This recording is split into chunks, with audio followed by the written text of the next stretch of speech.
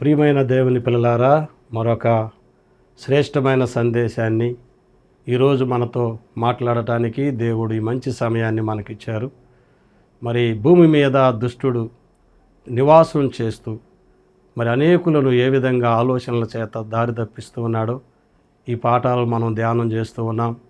అయితే దేవుని పిల్లలైన వారందరినీ తన ఆలోచనల చేత దారి తప్పిస్తున్నాడని, దేవాతి దేవుడే మానవ రూపముతో ఈ లోకానికి వస్తాడని యెషయా ప్రవక్త ద్వారా 9వ అధ్యాయము 6వ వచనములో ఆయన ఆశ్చర్యకార్యాలు చేయటానికి, దుష్టుడు మనుషులందరినీ తన ఆలోచనలు చెప్పి చెడగొడుతుండగా దేవుడే మంచి ఆలోచనలు చెప్పి ఈ భూమి మీద ప్రతి మనిషిని ఆయన కొరకు నిలబెట్టాలని, అదే విధముగా బలవంతుడైన దేవుడుగా ఈ లోకములో ఆయన పిల్లలైన వారందరికీ తోడుగా ఉంటాడని, యెషయా ప్రవక్త ద్వారా భూమి మీద దుష్టుడు చేస్తున్నటువంటి ప్రతి పోరాటాన్ని జయించటానికి, ఆయన తన కుమారులను బలవంతులుగా చేయటానికి ఆయనే మానవ రూపముతో ఈ లోకానికి దిగి వస్తాడని అక్కడ రాయబడటం మనం చూస్తున్నాం.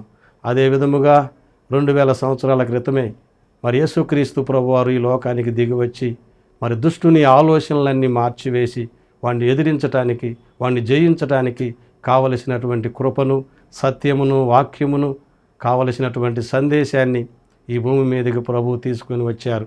అందుకనే యేసుక్రీస్తు వారి లోకానికి వచ్చినప్పుడు సర్వోన్నతమైన స్థలములలో దేవునికి మహిమయు, ఆయనకి ఇష్టలైన మనుషులకు భూమి మీద సమాధానం కలుగుతుందని చెప్పాడు.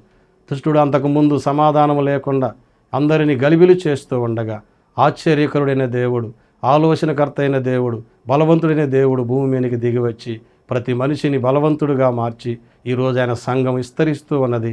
ఆ సంఘాన్ని, ఆ రాజ్యాన్ని పరిపాలించటానికి ఆయన పిల్లలను ఈ భూమి మీద సేవకులుగా, యాజకులుగా ఏర్పాటు చేసినట్లుగా మనం చూస్తున్నాం. కాబట్టి ఈ రోజున ఎంతోమందిని ఆయన ఆలోచనలు మార్చి పరిశుద్ధులుగా, నీతిమంతులుగా, యథార్థవంతులుగా బ్రతకటానికి సహాయం చేస్తున్నాడు. కాబట్టి ఈ రోజైనా నువ్వు దేవుని మాట విని దేవుని శక్తిని పొందుకొని దేవుని రాజ్యంలో బలమైన సాధనంగా ఉండాలని ప్రేమతో తెలియజేస్తూ ఉన్నాము. దేవునికి మహిమ కలుగునుగాక. ఆమేన్.